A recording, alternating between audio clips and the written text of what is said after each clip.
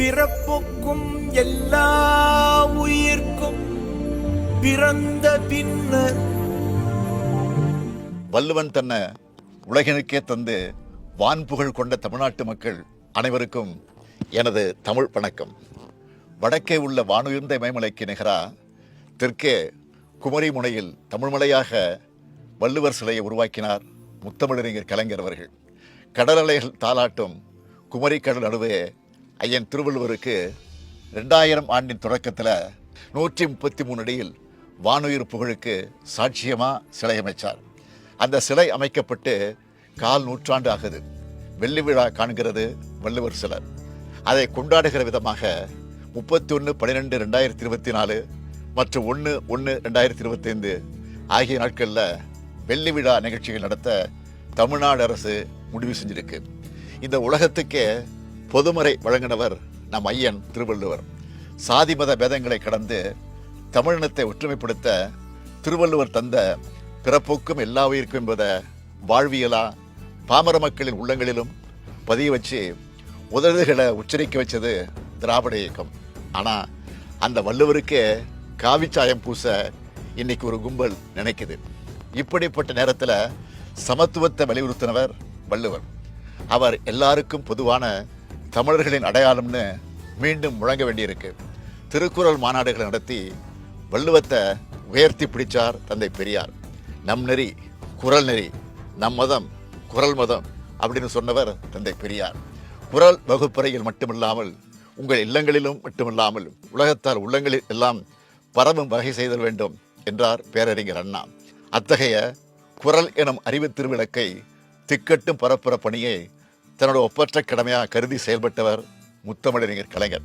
இன்னும் சொல்லணும்னா குறள் பரப்புற ஒரு ஆசானா வலம் வந்தார் தலைவர் கலைஞர்.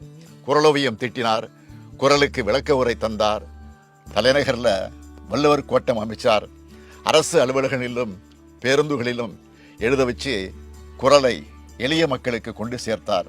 குமரியில் சிலை அமைக்க 1975 ஆண்டே திட்டமிட்டாலும் அவருடைய கனவு 2000 ஆண்டு தான் நிறைவேறிச்சு. சிலையை உருவாக்குற பொறுப்பை சிற்பி கணபதி சபதியார் அவர்களிடம் ஒப்படைச்சார். 133 அதிகாரங்களை குறிக்கக்கூடிய வகையில் 133 அடியில் சிலை அமைச்சார்.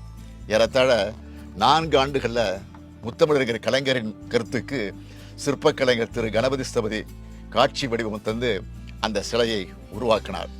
சிலையை வடிவமைக்கிற பணி நடைபெறும் போது சிலை நிற்குமா நிற்காதான்னு சந்தேகமாக கேட்குற மட்டும் ஸ்தபதி அவர்கள் அலையும் மலையும் இருக்கும் வர சிலை அசையாது இருக்கும், கவலைப்படாதீங்கன்னு சொன்னார். அதை உறுதிப்படுத்துகிற விதமாக தமிழ்நாட்டையே உழுக்கின ஆழிப்பேரலை என்பது கூட எந்தவித பாதிப்பும் இல்லாமல் கம்பீரமாக நிமிர்ந்து நின்றார் திருவள்ளுவர். மக்கள் தொண்டும் வள்ளுவர் சிலையும் என் பிறவி பெரும்பயன் என செவ்வனே முடிவுற்ற திருவள்ளுவர் சிலை பணி 2000 ஆண்டு ஜனவரி 1 கலைஞர் அவர்களால் நாட்டுக்கு தமிழினத்துக்கு வழங்கப்பட்டுச்சு. ஒத்தானை அமுக்கும் போது என் உடம்பு நடுங்குச்சின்னு உணர்ச்சி வசப்பட்டார் தலைவர் கலைஞர். இந்த விழாவில் தான் திருவள்ளுவரை ஐயன் திருவள்ளுவர்னு அழைக்கும்படி தலைவர் கலைஞர் வேண்டுகோள் விடுத்தார். முத்தமிழறிஞர் கலைஞர் எதை செஞ்சாலும் கலை நுணுக்கத்தோடு பார்வோற்று வகையில் செய்வார் என்பதற்கு விண்ணை தொடும் வண்ணம் உயர்ந்து நிற்கும் திருவள்ளுவர் சிலையும் ஒரு சான்று. இப்படி பெருமைமிகு சிலை வெள்ளி விழா காண்கிறது. வரும் டிசம்பர் 31 மற்றும் 1 2 நாளும் தமிழ்நாடு அரசு 25 ஆண்டு நிறைவு பெருவிழாவை கொண்டாட இருக்கு. இந்த வெள்ளி விழாவை முன்னிட்டு பள்ளி மாணவர்களுக்கு கட்டுரை போட்டிகள், கல்லூரி மாணவர்களுடைய சோஷியல் மீடியாவில் ஷார்ட்ஸ், ரீல்ஸ் மற்றும் ஏஐ மற்றும் டிஜிட்டல் தொழில்நுட்பங்கள் வாயிலாக திருக்குறளின் சிறப்பை உணர்த்தும் ஓவிய போட்டிகள் நடத்தப்படும். ஐயன் திருவள்ளுவர் சில நிறுவப்பட்டிருக்கிற இடங்கள் வரைபடத்தில் குறிக்கப்பட்டு எல்லோரும் தெரிஞ்சிக்கிற வகையில் காட்சிப்படுத்தப்படும். ஐயன் திருவள்ளுவரின் திருவுருவச் சிலை அருக சீரொளி காட்சி 3D லேசர் ஏற்பாடு செய்யப்படும். வெளிநாட்டில் இருக்க தமிழிணைய கழக மையங்கள், தமிழ்ச் சங்கங்கள், பிற மாநிலங்களில் இருக்க தமிழ்ச்சங்கங்கள், புதுடெல்லியில் இருக்க தமிழ்நாடு இல்லம் ஆகியவற்றில் யூடியூப் மூலம் ஒளிபரப்பப்படும். வெளிநாடு வாழ் தமிழர்களுக்கு தமிழ் இணைய கழக மையங்கள் மூலமாக திருக்குறளின் பெருமைகள் குறித்த போட்டி நடத்தப்படும். அனைத்து மாவட்ட நூலகங்களிலும் அன்றைய நாள் திருவள்ளுவர் புகைப்படம் வைக்கப்பட்டு திருக்குறளின் பெருமையை உணர்த்துகிற நிகழ்ச்சிகள், திருவள்ளுவர் சிலைக்கு மாலை அணிவித்தல் செய்யப்படும். திருக்குறள் விளக்க உரைகள் மற்றும் திருக்குறள் தொடர்பான புகைப்படங்கள் பொதுமக்கள் பார்வைக்கு வைக்கப்படும். டிசம்பர் 25 முதல் 30 வரை மாவட்ட அளவில் திருக்குறள் தொடர்பான கருத்தரங்கம், பேச்சரங்கம் நடத்தப்பட்டு பரிசுகள் வழங்கப்படும். வரும் டிசம்பர் 31 மற்றும் ஜனவரி 1 ஆகிய நாள்களில் இந்தியாவின் வரலாற்றை தென்குமரியில் எழுத வேண்டும் என்ற நமது இலக்கின் அடையாளமான கன்னியாகுமரியில் நடைபெறும் நிகழ்ச்சியில் நானும் பங்கேற்கிறேன். உலகெங்கும் உள்ள என் அருமை தமிழர்கள் எங்கிருந்தாலும் வருக வருகன்னு அன்புடன் அழைக்கிறேன். உலக பொதுமுறையை உருவாக்கிய வள்ளுவர் தமிழர் என்பது சிறப்பு. உலகமே அவரை கொண்டாடி கொண்டிருப்பது தனிச்சிறப்பு.